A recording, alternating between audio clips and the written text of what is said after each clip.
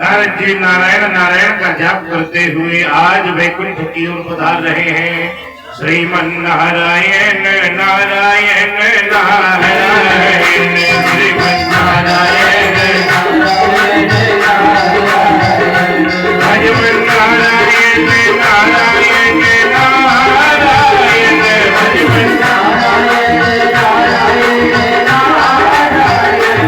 लक्ष्मी नारायण नारायण नारायण लक्ष्मी नारायण नारायण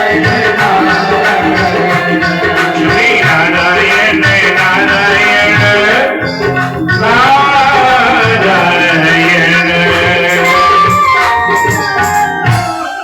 नारदोऽयं ययो शीघ्रम्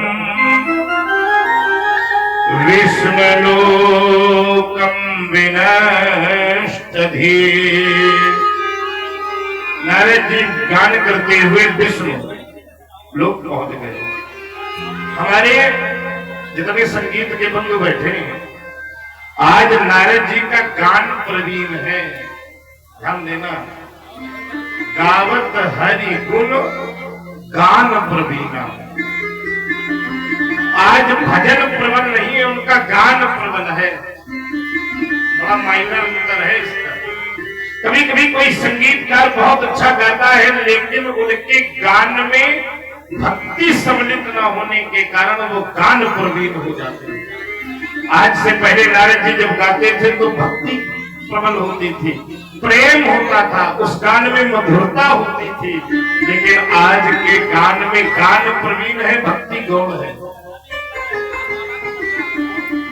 गावत हरि गुण गान प्रवीणा।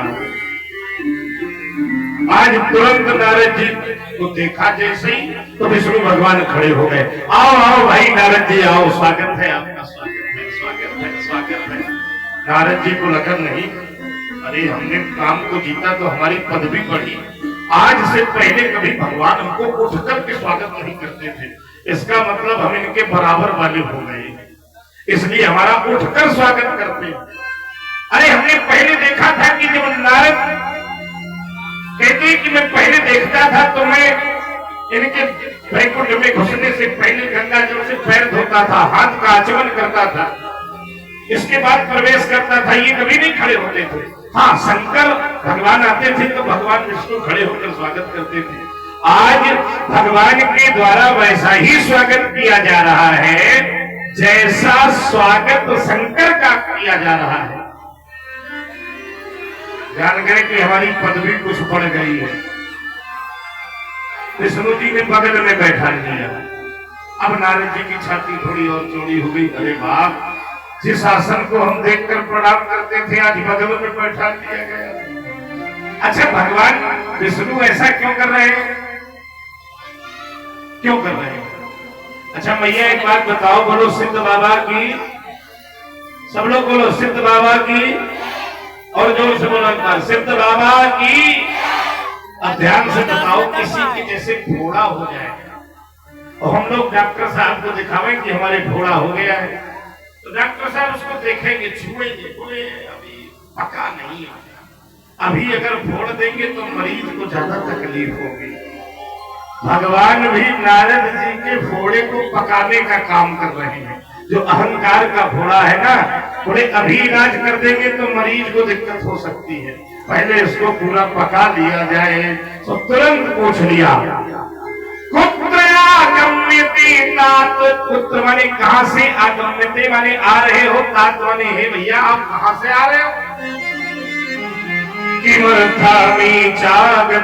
इतने दिन कहाँ रहे हो प्रभु। अच्छा, किसी से कुछ पूछना हो तो उससे कह दो भैया बड़े दिन में दिखाई। अरे वो साहब नारद जी भरे बैठे थे, तो क्या बताऊं प्रभु, बड़ी व्यस्तता थी इस समय मेरे सामने। एक बार मैं हिमालय पहुंच गया, वहां बड़ी सुंदर गुफा दिखाई दी, उस गुफा पर बैठकर मैंने तपस्या प्रारंभ कर दी। क्या बताऊं प्रभु, कामदेव ने आक्रमण कर दिया मेरे ऊपर, पूरी फोर्स से आक्रमण किया, लेकिन प्रभु फिर मेरे रोमे तक को नहीं हिला पाया।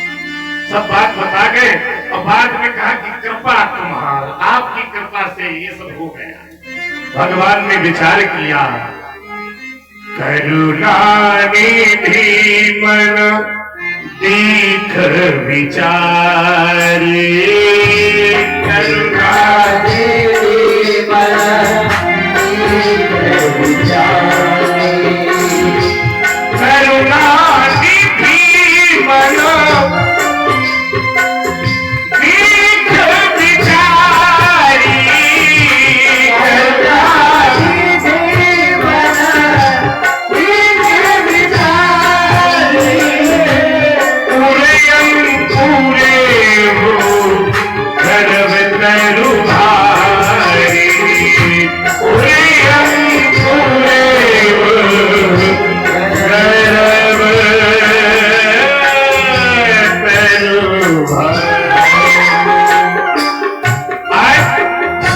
विष्णु भगवान ने देखा ये तो मामला गड़बड़ हो गया, पूरा अंग पूरे हुए।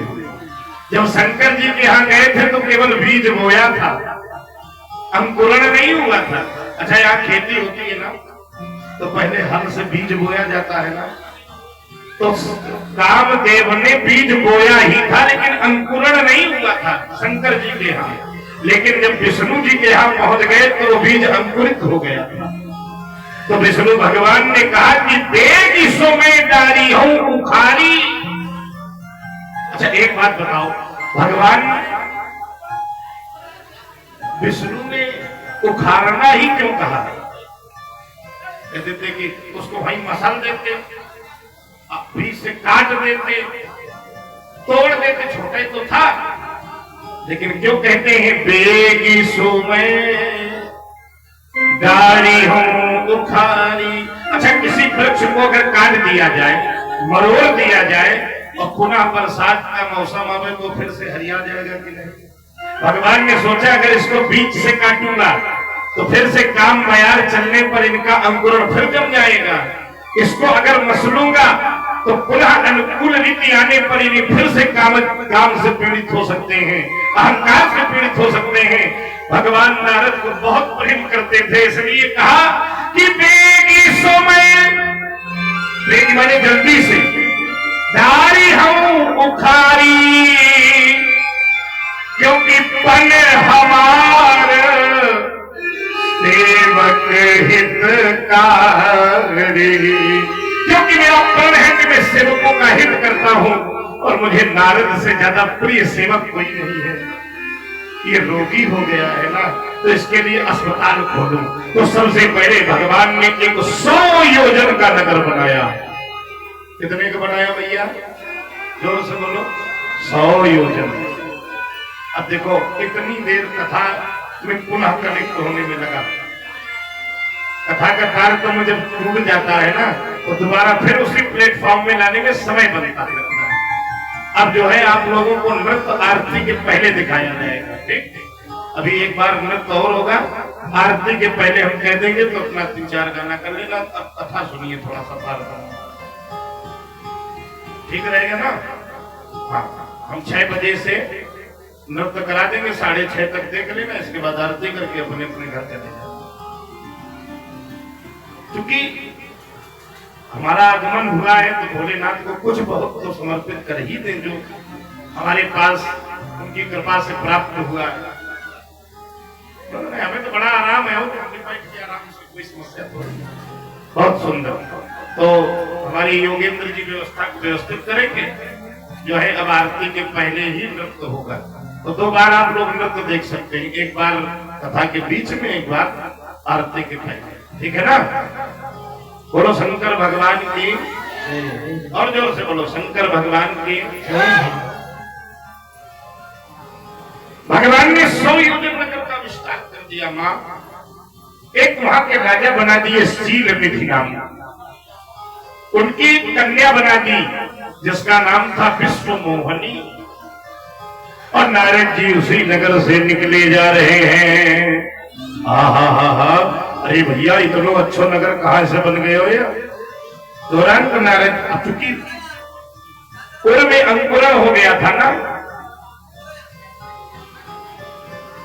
अभिमान का, माया के वशीभूत होने के कारण नारद जी आज उस नगर को पहचान नहीं पा रहे कि माया का नगर है, जबकि ज्ञानी व्यक्ति माया को दूर से पहचान जाता है। आज उस नगर पर प्रवेश किए तो बड़ा भव्य स्वागत किया। आज शील निधि ने अपनी कन्या विश्वमोहिनी को नारद जी को प्रणाम करा दिया। नारद जी एक टुक होकर उस कन्या को देखते रहे, बड़ी देर तक निहारते रहे, उसके रूप से मुग्ध हो गए थे। देखो कितना बड़ा अंतर है। वही नारद जब समाधि में बैठे थे, भगवान के भक्त थे, तो रंभादिक बड़ी बड़ी सुंदर अप्सराएं नारद के सामने नृत्य कर रही थी, लेकिन नारद जी ने उनको परख कर नहीं देखा था। आज अहंकार आने के कारण नारद उसी काम के वशीभूत हो गए और बड़ी बात बड़ी देर तक उसको देखते रहे। राजा ने हिलाया, अरे प्रभु, आपने मैया पार्वती का हाथ देखकर उनके लिए दुल्हा बता दिया था, मेरी कन्या का भी हाथ देख लो ना। जैसे ही नारद जी ने हाथ देखा तो क्या पढ़ रही हैं मन में, अपने मन में, अभी राजा से नहीं बता रहे। नारद जी ने मन में क्या पढ़ा? जो ये ही बरय अमर सोय होय, जो ये ही बरय अमर सोय होय,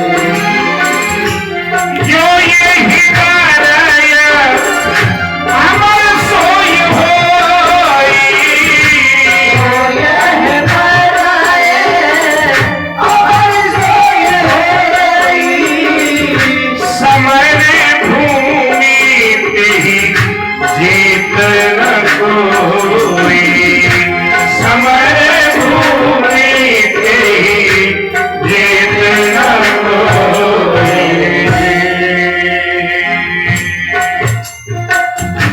सेवै सकल चराचर काहि, सेवै सकल चराचर काहि, सेवै सकल चराचर काहि, सेवै सकल चराचर काहि, परहि शील निधि कन्या जाहि, परहि शील निधि कन्या जाहि।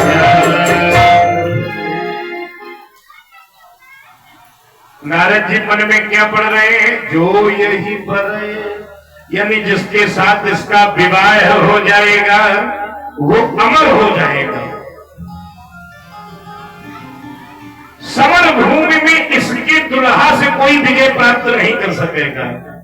संसार का समस्त जगत उस व्यक्ति की सेवा करेगा जिसके साथ इसका विवाह हो जाएगा। देखो, बस मेरी बात हाथ जोड़कर स्वीकार कर लो, ज्ञान में अगर अहंकार आ गया है ना, तो वो ज्ञान भी अर्थ फिर ठीक ठीक कर नहीं सकता है। नोट करो, जो आपका गुरु हो, ज्ञानी हो, कथावाचक हो, अगर उसके जीवन में अहंकार है तो इस श्लोक का अर्थ सही नहीं करेगा, वो अपने ढंग से करेगा, जैसे नारद जी कर रहे हैं।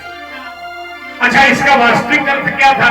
जो यही बरय अमर सोई होई, इसका भाव ये था, इसका जो पति होगा वो अमर होगा।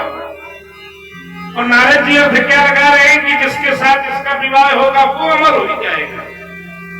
अर्थ का अंतर है, चौपाई वही है, श्लोक वही है। अर्थ क्या था कि इसका विवाह, इसका जो पति होगा वो अमर होगा, अर्थात वो भगवान होगा।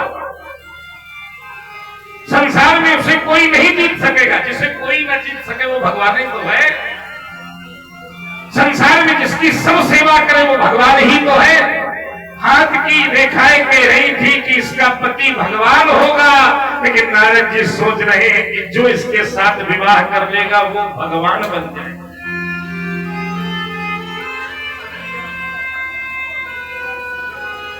देखिए, बातें तो हम आपको जो बता रहे हैं, आपको हृदय में रखने वाली बता रहे हैं। बस आप लोग विश्वास का पात्र बनाकर कथा सुनिए।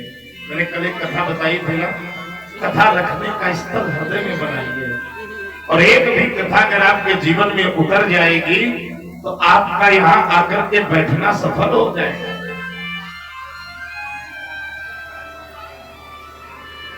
अच्छा, नारद जी ने एक काम बहुत अच्छा किया।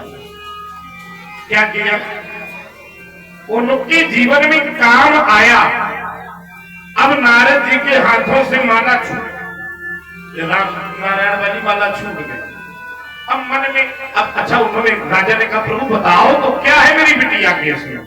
तो सुतेयम तत भूपाला बना के बताने लगे, सर्व लक्षण समन्वित। आपकी बिटिया सर्व लक्षण संपन्न है, बड़ा भाग्यशाली व्यक्ति इसका पति होगा। अब वहां से बाहर निकले तो सोचे जब तब कछु हो ये नहीं काला। अब मन भजन में मन नहीं लगता। बहुत दिन बाबा जी बने रहे, हो गया हो तो हम भी विवाह करें नहीं। हाँ, बड़े दिन राम राम, बड़े दिन माला सटकाया, क्यों ना विवाह करने भाई? अरे जब हमारे इष्ट नारायण लक्ष्मी से विवाह कर सकते हैं, भोलेनाथ पार्वती से विवाह कर सकते हैं, तो नारद भी फिर विश्व मोहिनी से विवाह कर सकते हैं, कोई समस्या नहीं है। बोले लेकिन विवाह होगा कैसे? विवाह के लिए तो रूप चाहिए सुंदर, तो हमारे कोई बड़े बड़े जटाओ ये बाल हैं, तो कन्या तो मोहित होगी नहीं। तो बोले क्या करें? अरे बोले हरि के समान मेरा कोई प्रिय नहीं है। बस यही काम उन्होंने किया। अगर आप विकार में भी जाओ तो भगवान का सहारा न छोड़ो, क्योंकि भगवान को कभी न कभी तो तुम्हारे ऊपर दया आएगी और तुम्हें भगवान डूबने से बचा ही लेंगे।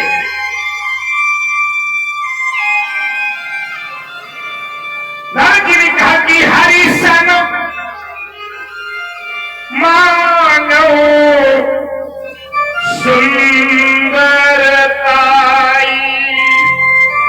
संसार में सबसे सुंदर भगवान नारायण है। अगर आज मैं उनसे सुंदरता मांग लूं, और मेरे प्रिय भी है, हितकारी भी है, वो मुझे मना नहीं करेंगे। मैं भगवान को तुरंत प्रार्थना करके बुलाया। नारद जी ने भगवान को परखेर आए कि बेटा तुम हमका बुलाओ। जैसे ही नारद जी ने विनय किया तो आज कौतुकी कृपाल भगवान का प्राकट्य हो गया। बोलो नारायण भगवान की। नारद जी ने सब कुछ बता दिया, प्रभु ऐसा ऐसा ऐसा। अब हम भी सोचते कि बड़े दिन की माला सरका लिया, अब कुछ दिन हम भी विवाह कर लेंगे। अब आप जब कर लिए साहब, अब हम ये अकेले काहे जो घूमे, हम भी पत्नी के साथ फिर आपका भजन करेंगे। तो भगवान ने कहा तो हम क्या करेंगे? बोले हमारा हित कर दो प्रभु। आपका हित कैसे होगा? आप अपना रूप हमको दे दीजिए। अच्छा ईमानदारी से बताओ भैया, आज से पहले जो दुल्हा बना होगा तो शेरवानी उधार मांगी होगी, सेहरा उधार मांगा होगा, गाड़ी उधार मांगा होगा, कि दोनों का मुंह उधार मांगा। नारद जी कहते हमें उधारी में दे दो। क्या? आपन रूप, आपन रूप देव प्रभु मोही। आप कुछ समय के लिए अपना ये सुंदर सा मुखड़ा हमको दे दीजिए, बस काम हमारा बन जाएगा। अब देखो नारद जी ये भी नहीं समझ रहे कि जो कन्या इस मुख से विवाह करेगी, भला वो नारद को कैसे चाहेगी? पहला भाव, वो तो नारायण से विवाह कर लेगी ना। भगवान ने कहा क्या कह रहे हो? पैर पकड़ लिए। यही विधि हो ये नाथ ही मोरा, यही विधि हो ये नाथ ही मोरा, यही विधि हो ये नाथ ही मोरा, यही विधि हो ये नाथ ही मोरा, यही विधि हो नाथ हित मोरा।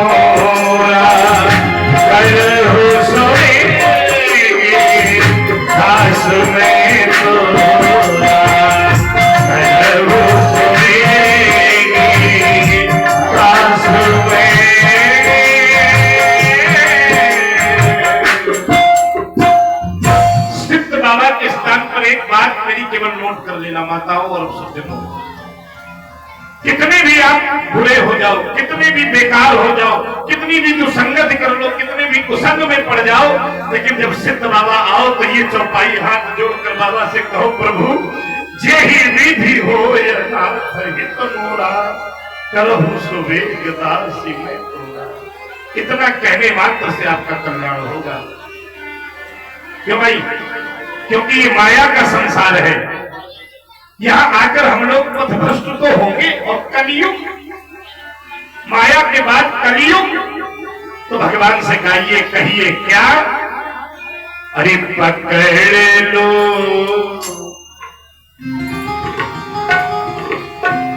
बाहर घुराई,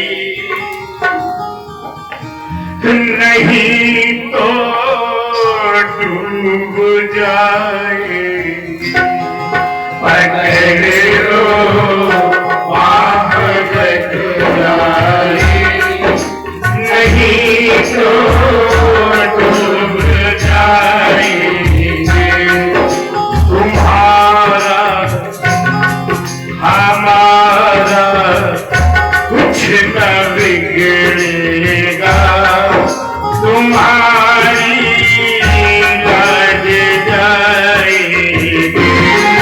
पकड़ लो हाथ लगाए, नहीं तो डूब जाएंगे।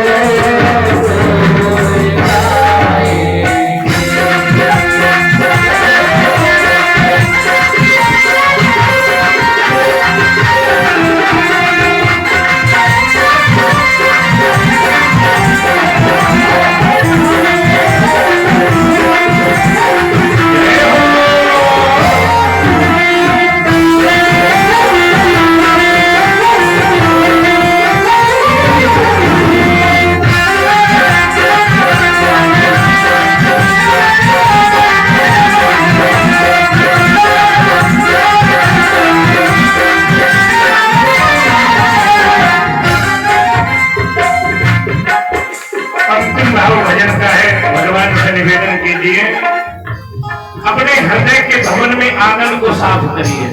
कहिए प्रभु प्रतीक्षा है ये आंगन शरण लो सिया साजन। प्रतीक्षा है ये आंगन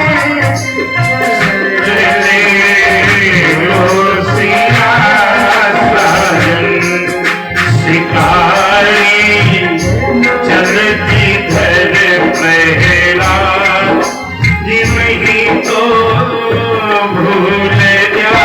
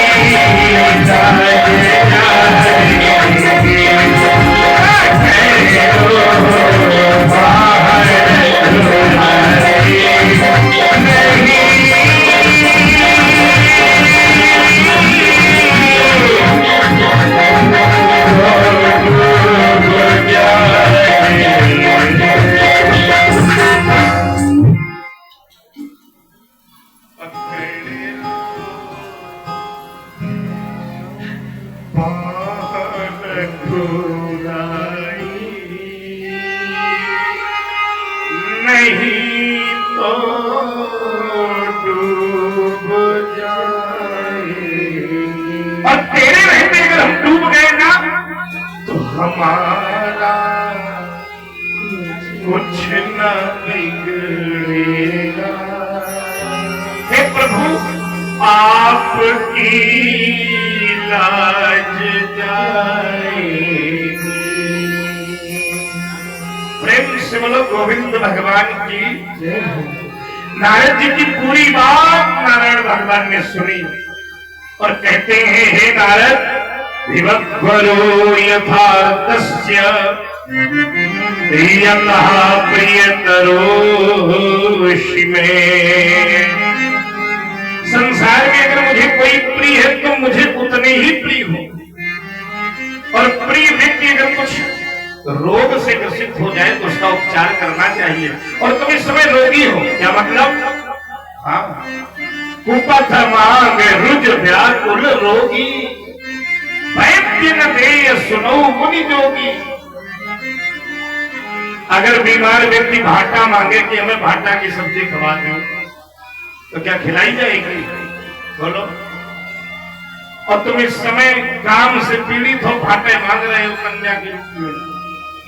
भगवान ने सब कुछ बताया लेकिन इस अटपटी वाणी को सुनकर के भी नारद जी को ज्ञान नहीं हुआ। भगवान ने कहा चिंता न करो, जे ही विद हुई है परम हित। और केवल तुम कह रहे हो जे ही विद हो ना हित मोरा, तो मैं तुम्हारा केवल हित नहीं करूंगा। जे ही विद हुई है परम हित नारद सुनो। ये मैं पक्के दावे से कहता हूं कि जिस प्रकार से तुम्हारा परम हित होगा मैं वो कार्य करूंगा। और नारद जी ने मांगा था रूप सुंदर, लेकिन भगवान ने बना दिया नारद जी को। क्या बनाया भैया? जोर से बोलो। मांगा था रूप सुंदर लेकिन बना दिया। अरे राम राम, ऐसा लगता है कि हमारी माताएं आज कसम खा के आई कि भूलेंगे नहीं। क्या बनाया था? कितने लोगों को पता है? अच्छा हाथ खड़ा करो, तभी तो बोल रहे हैं। बना दिया था बंदर। अब बोलो, मांगा था रूप सुंदर लेकिन भगवान ने बना दिया था बंदर। अच्छा एक बात बताओ, भगवान को रूप बनाना था तो बंदर है काहे बनाया? भालू बना देते। सोचने वाली बात है, तर्क की बात है। अरे भैंसिया का मुंह लगा देते, हाँ, गैड़ा बना देते, शेर चीता बना देते, आखिर बंदर ही क्यों बनाया? सोचो। देखो एक एक चौपाई में इतना गुणार्थ भरा है, एक एक श्लोक में इतने गुणार्थ है। भगवान ने क्यों बनाया बंदर बताओ? हाँ क्या बात है, माता जी विद्वान हो, बहुत सुंदर। क्यों बनाया बंदर? सुनो जरा। क्योंकि नारद जी करना चाहते थे विवाह। क्या करना चाहते थे? अब विवाह होने के बाद आदमी बंदर है तो बन जाता है। अरे गजब, लेकिन जब लोग बात पीछे वाले कहेंगे तो का जेखेल दिया हो बस बंदर है कहा है बंदर। बता रहा हूं, नारी विवश नर सकल गोसाई, नर नाचहि मरकट की नारी के। अब तो कलयुग है, ज्यादा बंदर है। श्रीमती जी ने कहा है कल मायके चलना है 12 बजे, तो श्रीमान जी 10 बजे से टाई बूट पॉलिश करके तैयार की मालकिन का हुक्म हो गया है, जल्दी तैयार होना पड़ेगा। अच्छा जितनी सासू माँ बैठी ईमानदारी से बताओ, आजकल की बहुरिया अगर आदेश कर दें पति देवता को कि कल ये चाहिए तो कहो आ जाए आ जाए। ये बंदर वाली स्थिति है। सब लोग बंदर नहीं है, लेकिन जो नारी के बस में हो गए हैं और उनके हुक्म में ऐसे नाचने लगे हैं जैसे कोई मदारी बंदर को नचा रहा है, ऐसे लोग कलयुग में ज्यादा होंगे। तब गोस्वामी जी ने कहा नारी विवश नर सकल गोसाई, नर नाचे मरकट की। अच्छा नारद जी भी विवश ही हो रहे थे। नारद जी जिस भी मिले चाहे जैसे मिल जाए पर मिल जाए, और ऐसे वाला व्यक्ति ज्यादा बंदर बनता है। तो भगवान ने सोचा नारद जी बनना चाहते हैं जिंदगी भर के लिए बंदर, तो क्यों ना इनको हम थोड़ी देर के लिए बंदर बना के जीवन भर के लिए बंदर बनने से मना कर दें। इसलिए भगवान से मांगा था रूप सुंदर, लेकिन भगवान ने बना दिया बंदर। अच्छा अब ये भी देखो, नारद जी का सम्मान भी पूरा सम्मान रखा, और कितना भयंकर रूप दिया। गोस्वामी जी कहते हैं मरकट बदन भयंकर,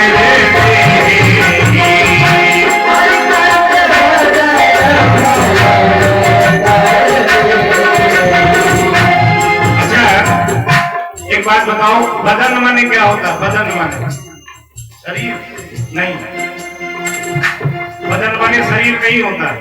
इसलिए कहते हैं थोड़ा बहुत शास्त्रों का अर्थ भी देखा करो।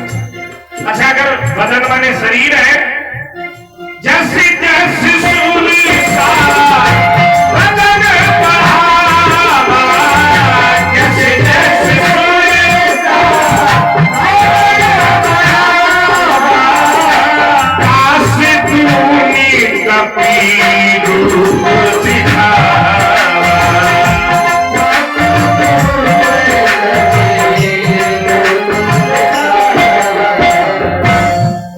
सुरसा को जानते हो? सुरसा रामायण देखी टीवी में। हनुमान जी जब लंका जा रहे हैं तो बीच में मिली थी सुरसा नाम अहिन कै माता।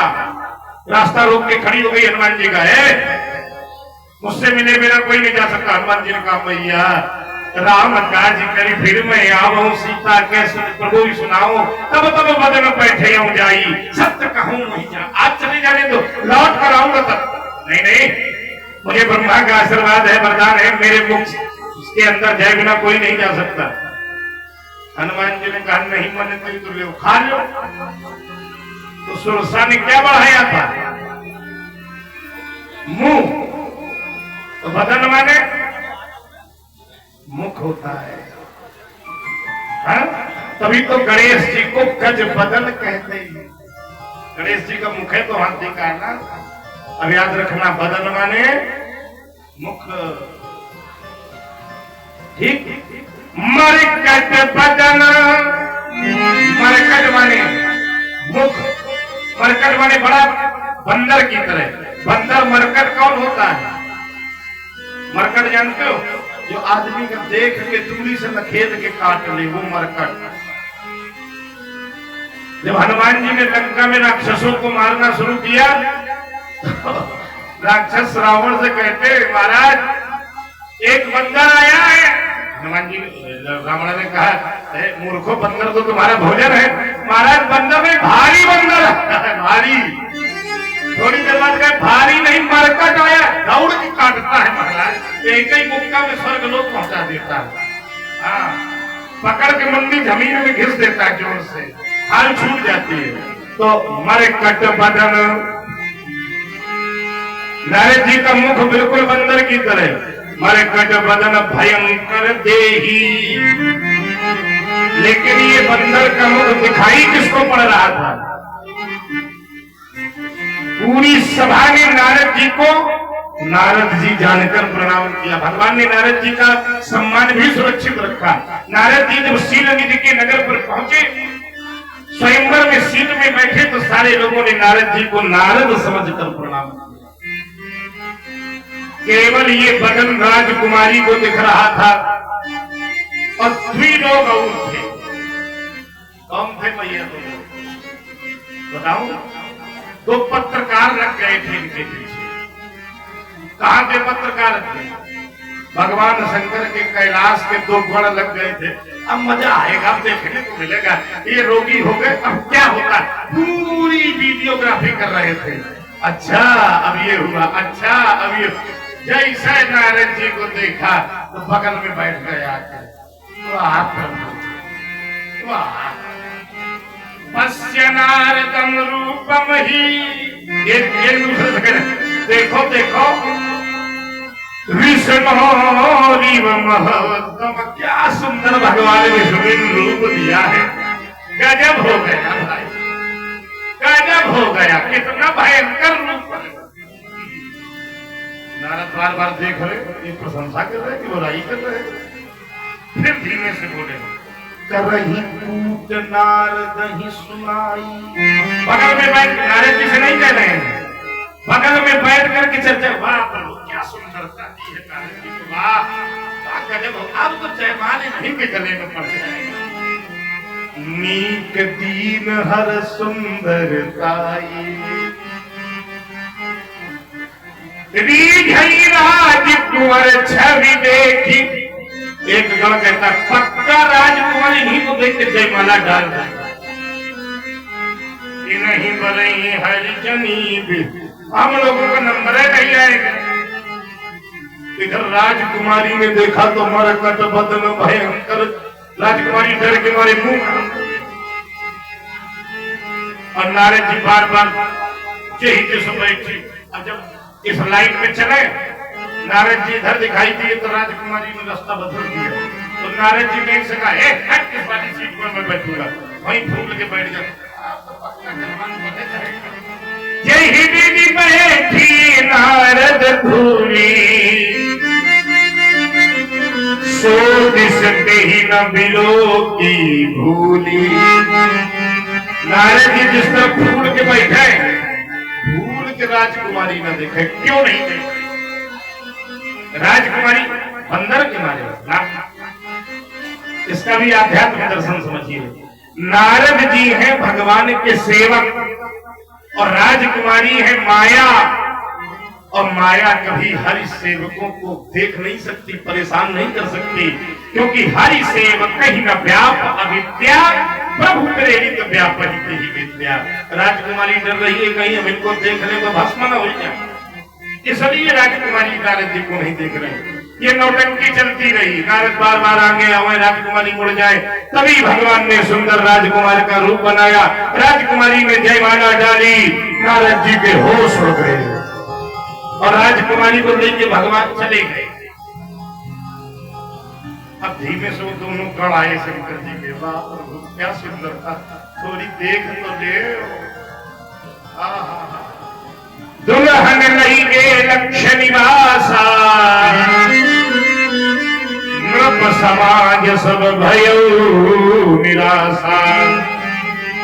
गणों ने कहा महाराज दुखी न हो, मुखंतर से मुकरे। मुकुर माने थोड़ी दर्पण में मुंह तो देख ले। गोस्वामी जी ने भी लिखा निज मुख मुकुर बिलो कहु जाई। नारद जी के बगल में जल भरा था, जैसे भयंकर क्रोध, इतना भयंकर क्रोध। देख लीजिए, अहंकार ने सब कुछ नारद जी के जीवन में लौटा दिया। जिस नारद के जीवन में काम का कोई प्रभाव नहीं था, जिस नारद के जीवन में लोभ का कोई प्रभाव नहीं था, जिस नारद के जीवन में क्रोध का कोई प्रभाव नहीं था, आज वही नारद कामी हो गए, लोभी हो गए और क्रोधी भी हो गए।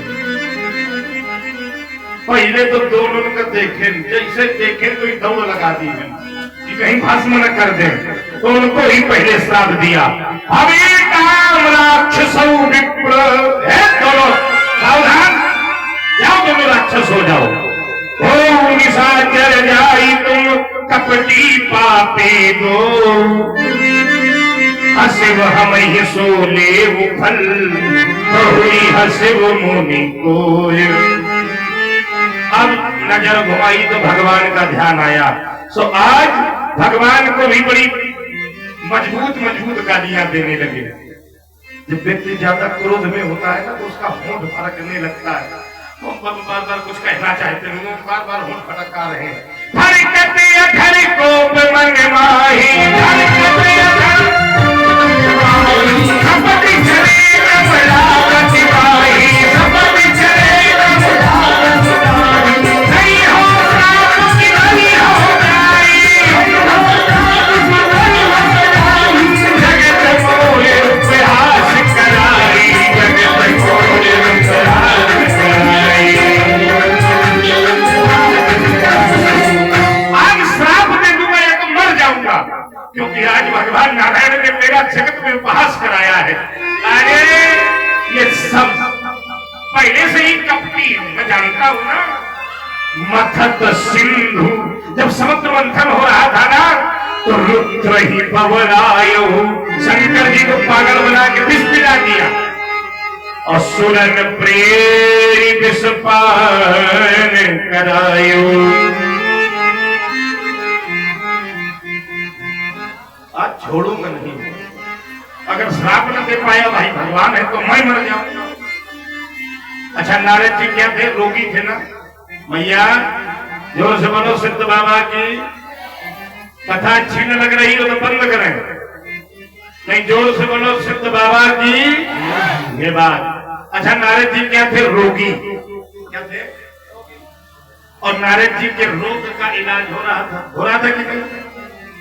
डॉक्टर रोग को मारता है, रोगी को कभी नहीं। और नारद जी कहां चले? कमलापति पाही। सौगंध खाकर जा रहे कि आज अगर विष्णु जी को श्राप नहीं दिया तो मर जाऊंगा। शपथ ही चले कमलापति पाही और रास्ता पकड़े हैं दूसर। जाना वैकुंठ है, लेकिन रास्ता पकड़ रहे हैं नरक का। राठ जाना हो, जलालपुर वाला रास्ता पकड़ लियो तो क्या कभी राठ पहुंचोगे क्या? कौन सा रास्ता पकड़े नारद जी? काम क्रोध मध लोभ सब नाथ नरक के पंथ। आज नारद जी के हृदय में काम है, कन्या को देखकर कामी हो गए। लोभ है, हे विधि मिले कमल विधि वाला। क्रोध है, भरकत अधर कोप मनवाही, अभिमान को पाही। तो रास्ता नरक का पकड़े और नरक में भगवान मिलने वाले नहीं है। तो अगर नारद जी नरक पहुंच जाते, भगवान मिलते नहीं, तो नारद जी के प्राणों का अंत हो जाता। क्योंकि सौगंध खाई थी, दही हो श्राप की मरी हो। इसलिए भगवान ने सोचा ये हमको ढूंढ पाएंगे नहीं और हम इनको मिलेंगे नहीं, तो इनका गोविंदाय नमो नमः निश्चित है। तो पीछे ही पंथ है, मिले दनुजाए।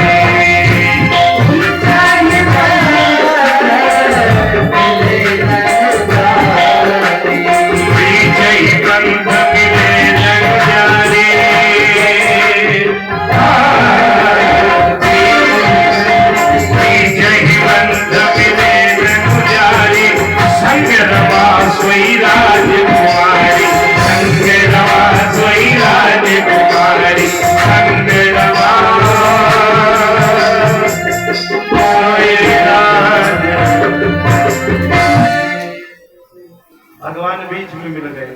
अच्छा एक बात बताओ भैया, ईमानदारी से बताना, भगवान बीच में मिले, साथ में कौन था?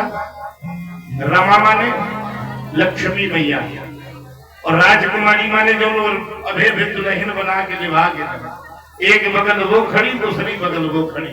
और नारद जी ने जैसे भाई इसलिए लेके आए कि नारद जान जाए कि दुल्हन हम ही ले गए, नहीं केवल रमा को ला सकते। दोनों लोग अगल बगल। नारद जी ने जैसे ही देखा, सबसे पहले भगवान को श्राप दिया। क्या श्राप दिया? 3 श्राप दिए नारद ने भगवान। पहला श्राप मैया क्या दिया? बंचे मोही। क्रोधी व्यक्ति रोते जा रहे हैं, भयंकर क्रोध है, कहते हैं नारायण बंचे मोही जवन धारी देहा। आपने जिस शरीर से मुझे परिचित कर दिया है, मुझे तुमने बंदर बना दिया ना, मानव शरीर मेरा तुमने हटा दिया, जाओ मेरा श्राप है कि तुम्हें भी मानव शरीर धारण करना पड़ेगा। ये मेरा पहला श्राप है। सोई तनु धरऊ श्राप मम एहा, ये मेरा श्राप। दूसरा श्राप सुनो, कपियाकृति तुम कीन हमारी। तुमने कभी आकृति मेरी की है ना, तो जाओ, जब तुम मानव शरीर लेकर जाओगे ना और नारी विरह में जब तुमको भी फिरना पड़ेगा, तो करी है 21 सहाय तुम्हारी, तब ये बंदर भालू ही तुम्हारी सहायता करेंगे। तीसरा मम अपकार, बड़ा पाप किया है तुमने मेरा प्रभु। 3 तुम भारी, तो नारी भी रहे तुम हो दुखारी। हमारा श्राप है कि जितना मैं तड़प रहा हूं, तुम भी अपनी पत्नी के लिए इतना ही तड़पोगे। भगवान ने हाथ जोड़ा और तीनों श्राप स्वीकार कर लिए, कुछ प्रकट नहीं। बोले ठीक है महाराज, हमें स्वीकार है। अब महाराज जी बार बार सांस ने ऊपर श्राप तो नहीं दिया था। भगवान ने कहा अब ठीक है, अब तुम्हारा घोड़ा पूरा पक चुका है, अब हम ऑपरेशन किए दे रहे हैं। भगवान ने क्या किया? मेरे कृपा सिंधु ठाकुर ने उसी समय माया का विस्तार जो था सब समाप्त कर दिया। जब प्रभु माया दूर निवारी, ना कहा रमा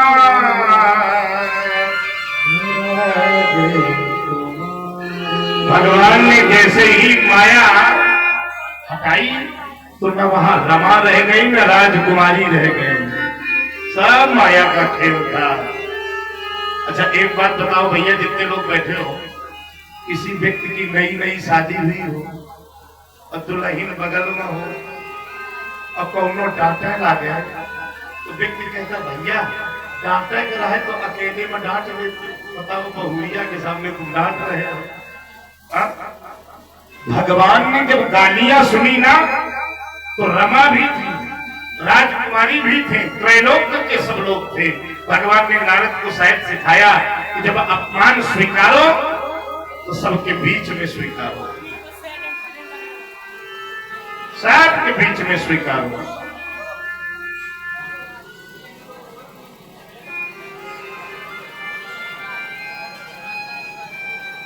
क्योंकि बिना स्वीकारे जीवन का कल्याण नहीं हो सकता। जैसे ही माया का विस्तार हटा, नारद जी के होश ठिकाने आ गए। हाय राम, ये तो सब माया थी। तुरंत भगवान के चरणों पर लेट गए।